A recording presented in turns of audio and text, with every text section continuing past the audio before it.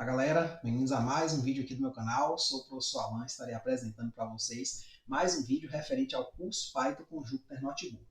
Esse vídeo aqui, gente, vai ser um vídeo onde nós vamos estar fazendo de fato a introdução do curso Python com Jupyter Notebook. Lembrando que no vídeo passado, primeiro vídeo aí referente a este curso, nós apresentamos assim a proposta e também mencionamos, claro, vale sempre ressaltar, que esse curso faz parte de um projeto de extensão, tá certo? Que está sendo oferecido aí pelo IFBA, o Instituto Federal da Bahia, Campus Vitória da Conquista, por meio da COEST, que é a Coordenação de Extensão IFIC, tá certo? Então, gente, vamos ao nosso vídeo introdutório. Aqui, nesse vídeo, nós vamos especificamente colocar algumas perguntas importantes, certo?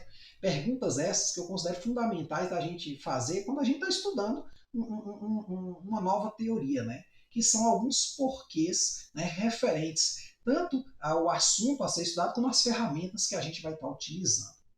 Então, a primeira dessas perguntas é: o que é análise de dados? Que é uma pergunta fundamental. Eu acredito que todos que buscaram esse curso, tá certo? Buscaram assistir esses vídeos, buscaram esse tema, já tem mais ou menos uma ideia do que vem a ser análise de dados. Pode até já ter um conceito bem formado ou apenas uma ideia parcial, mas algo a gente entende um pouco o que vem a ser análise de dados. Mas coloquei aqui uma respostinha que eu compilei com base em algumas referências que eu utilizei para fazer esse curso, que é a seguinte: a análise de dados é o processo de inspecionar, limpar, transformar e modelar dados com o objetivo de descobrir informações úteis, apoiar a tomada de decisão e resolver problemas. Então, os dados eles estão por aí, principalmente hoje em dia, que nós temos a internet, que eu diria que é um dos maiores, ou o maior repositório de dados que nós temos, porém eles nem sempre são acessíveis para nós. Ou até mesmo quando estão acessíveis, eles estão o que a gente chama sujos, ou seja, dados faltando, que vai dificultar você botar um programa para percorrer, pode dar algum erro, eles podem estar desordenados, eles podem estar num formato que não é interessante para a gente trabalhar, então a gente vai ter que transformar esses dados. Então esse curso aqui vai mostrar para nós um pouco de como está fazendo isso, tá certo? E uma segunda pergunta importante é: por que Python? Olha só, o Python ele é uma das linguagens mais populares do mundo nos últimos anos. Em particular, em 2022, 2023, ele está entre as primeiras linguagens. Existe um índice, que é esse aqui, TIOB Índice. Esse índice aqui, é o TIOB Index, TIOB, eu acho, é em inglês, que você vai ler isso. Aqui eu estou atualizando no ano de 2023, atual, então é um vídeo que nós estamos fazendo no próprio ano de 2023, e temos aqui o Python ocupando aqui a primeira posição em 2022 e também em 2023, ou seja, há 2 anos que o Python está aí na primeira posição. Então ele tem dado uma ascensão, tem tido uma ascensão muito grande nesses últimos anos. Mas por que essa ascensão? Vamos aqui voltar, que aqui tem alguns motivos. Eu coloquei alguns desses motivos aqui. Então, o Python é uma das linguagens de programação mais populares para análise de dados por diversas razões, incluindo grande variedade de bibliotecas especializadas. Então, o Python possui uma vasta biblioteca de pacotes específicos para análise de dados, como NumPy, Pandas, Matplotlib, Seaborn e Scikit-learn, que fornecem ferramentas poderosas para visualizar, manipular e analisar dados. Tá certo? Então, a gente vai falar sobre essas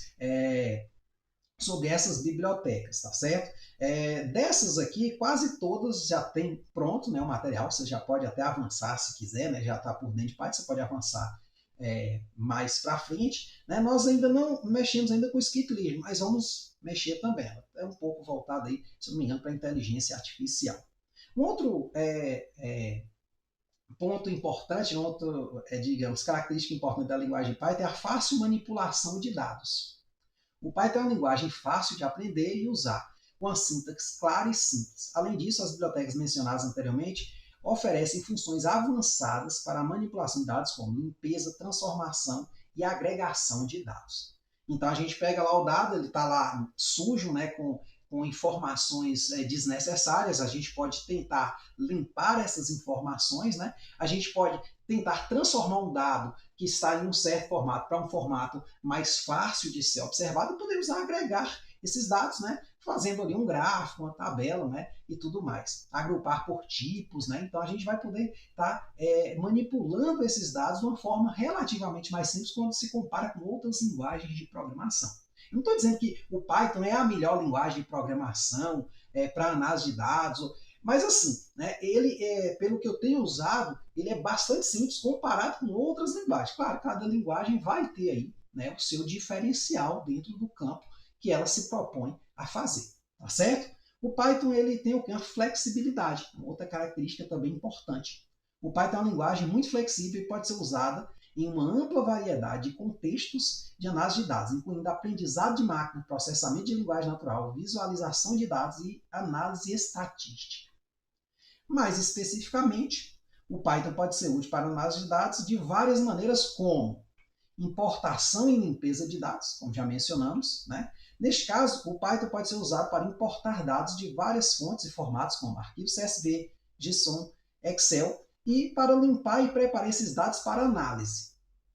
Análise exploratória dos dados, né, é um outro ponto importante que nós temos. Né? O Python ele oferece bibliotecas poderosas para visualização de dados, como Matplotlib, Seaborn, que permitem a criação de gráficos e visualizações interativas, né, para explorar e entender dados. Então, essas bibliotecas elas vão nos fornecer essencialmente modelos gráficos, né, para a gente conseguir ver melhor o comportamento, né, de um certo conjunto de dados. Porque às vezes a gente só analisar ali um monte de números ou ter uma medida final, né, para aquele monte de números, isso não nos dá uma ideia, né, muito clara de um processo. Né? Um número final lá, tudo bem, é um valor que você usou todo mundo, mas se você vê o comportamento dos dados, por exemplo, uma série temporal, né, os dados variando ali no tempo, você começa a ter outras abordagens, né, que você pode estar seguindo, beleza? A gente pode também estar fazendo análise estatística, né? Estatística aí, uma ciência bastante, né, utilizada, né, amplamente utilizada atualmente, né? Então, isso pode ser feito como? O Python, né, ele possui bibliotecas especializadas para análise estatística, como SciPy, StatModel, que permite a execução de testes estatísticos e a modelagem de dados. Claro que a gente tem outras ferramentas aí voltadas para a estatística. Uma delas, né, é o SoftR, mas o Python, ele além, né, de fazer essa questão estatística, ele tem uma certa versatilidade. Claro que o R, em certo sentido, né, ele é mais especializado, ele pode atender algumas situações que pode ser melhor do que o Python. Né? É como eu estou falando, o Python não vai ser assim aquela melhor linguagem do mundo, mas ela tem uma versatilidade muito grande. Inclusive, dá para associar Python com R. Né? Em certos sentidos, eles estão relativamente há uma certa proximidade entre eles, né? Digamos assim. E o outro caso é o aprendizado de máquina, que eu diria que é um dos temas que está em ascensão aí nos últimos anos. Então, o Python, né, ele é amplamente utilizado em aprendizado de máquina e mineração de dados, né, devido à sua grande variedade de bibliotecas especializadas, como Scikit-learn, TensorFlow, que permitem a criação de modelos de aprendizado de máquina para classificação, regressão e clusterização. Quanto a esse último tópico aqui, gente, essa parte do curso oferecido, a gente ainda não tem ele preparado, mas nós temos aí 26 capítulos, vou estar falando mais à frente aí, né, mostrando um apanhado geral sobre cada um deles, beleza?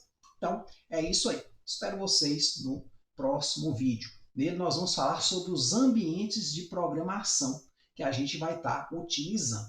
Embora, né, o título aqui do material seja, né, curso Python com Jupyter Notebook, mas há outras alternativas que eventualmente a gente pode estar fazendo um videozinho utilizando uma ou outra, tá certo? Beleza? Então, até a próxima.